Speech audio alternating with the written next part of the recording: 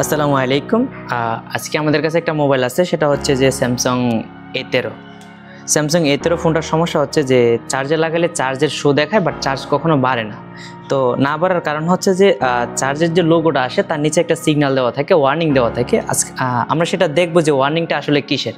এটা কি temperature error, না টেম্পারেচার ল, অথবা চার্জিং এরর, এরকম কোনো কিছু কিনা, এটাই আমরা সর্বপ্রথম দেখবো যে প্রথম যে সমস্যাটা। আচ্ছা, বিশেষ করে যে কথাটা হচ্ছে সেটা হচ্ছে যে আমার মোবাইলে চার্জ আছে 36%। আমি যখন চার্জে লাগাই তখন আমার 36% শো করে, বাট একটা ওয়ার্নিং দেয় এখানে। কিন্তু আমি পাওয়ার বাটন যখন প্রেস করি তখন কিন্তু আমার ফোনটা চালু হচ্ছে না। তো আমার কথা হচ্ছে যে আমার এখানে চার্জ থাকা সত্ত্বেও আমার ফোনটা কেন চালু হবে না, সেটাই আমি আজকে দেখবো যে মোবাইলটাতে কী সমস্যা। যতটুকু দেখছি এটা একটা ওয়ার্নিং দিয়েছে আমাকে যে আমার মোবাইলের ভিতরে অথবা মাদারবোর্ডের ভিতরে যে কোনো একটা সমস্যা আছে।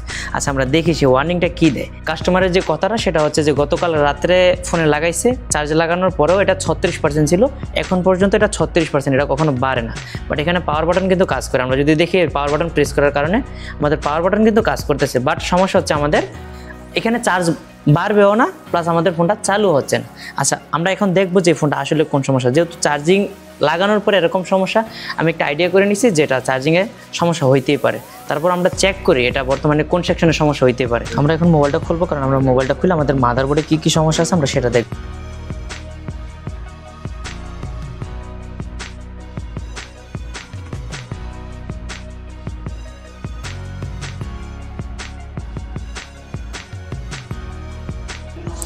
আচ্ছা, আমরা যেহেতু মোবাইলটা এখন বর্তমানে খুলে ফেলছি, সর্বপ্রথম আমাদের কাজ হচ্ছে যে ক্যামেরাগুলো খুলে নেওয়া। কারণ ক্যামেরাগুলোতে যখন হাত লাগে অথবা ক্যামেরার গ্লাসে যখন টাচ লাগে তখন আমাদের ক্যামেরাগুলো গুলা হয়ে যায়।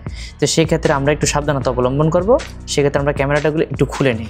খুলে একটু ভালো জায়গায় রাখবেন যেন কোনো ময়লা না লাগতে পারে ক্যামেরার ভিতরে। আচ্ছা, যেহেতু আমাদের মোবাইলে বর্তমানে যে সমস্যাটা পাচ্ছি সেটা হচ্ছে চার্জিং সেকশনের, তো আমরা সর্বপ্রথম কাজ করবো চার্জিং সেকশন নিয়ে। দেখি এখানে কোনো কম্পোনেন্ট শর্ট অথবা জিআরবিলো সব কিছু ওকে আছে কিনা সেটা আমরা প্রথমে দেখবো।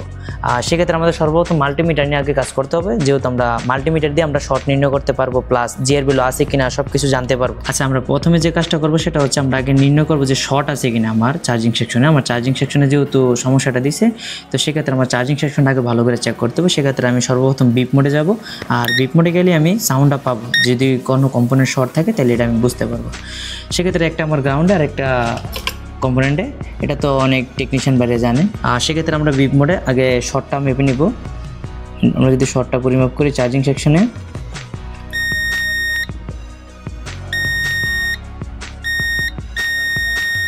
আচ্ছা আমরা এখানে একটা দেখতে পাচ্ছি যে কম্পোনেন্টটা আমাদের শর্ট দেখাইতেছে। আচ্ছা, বাকি যে কম্পোনেন্টগুলো আছে এগুলো দেখি ওকে কিনা। ওকে, এটাও ঠিক আছে, বাকি সবগুলো ঠিক আছে। এখানে একটা কম্পোনেন্ট আমরা পাচ্ছি কি শর্ট, যে দুই পাশে বিপ দেয়। এখানে দুই পাশে বিপ দেওয়ার কথা না, তারপর যেহেতু দুই পাশে বিপ দিচ্ছে সেহেতু আমরা কম্পোনেন্টটা উঠে আমরা চার্জে লাগাই দেখবো যে আমাদের ফোনটা কাজ হচ্ছে কিনা। আমরা সর্বপ্রথম এই কাজটা করি আগে।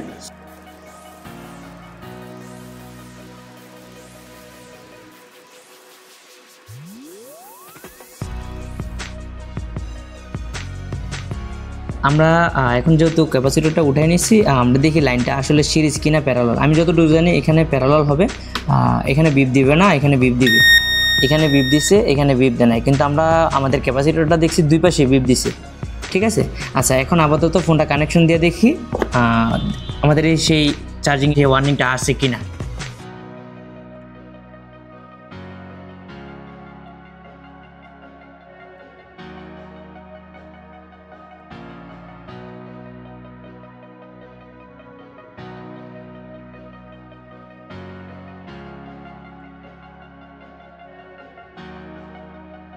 ফোনটা এখন চালু হয়ে গেছে। লাগানোর সাথে সাথে যে লোগো আসছে, আমি পাওয়ার বাটন প্রেস করছি, তারপরে লোগো আসছে। ঠিক আছে। তো এখন আমরা যে কাজটা করছি সেটা হচ্ছে যে কম্পোনেন্টের কারণে আমাদের মোবাইলটা শর্ট হয়েছে সেটা হচ্ছে ক্যাপাসিটর। আর ক্যাপাসিটরটা আমি উঠে যখন দিয়েছি তখন আমার ফোনটা রান হয়েছে, অথবা আমার মোবাইলটা চার্জে নিয়েছে, প্লাস ফোনটা ওপেনও হয়েছে।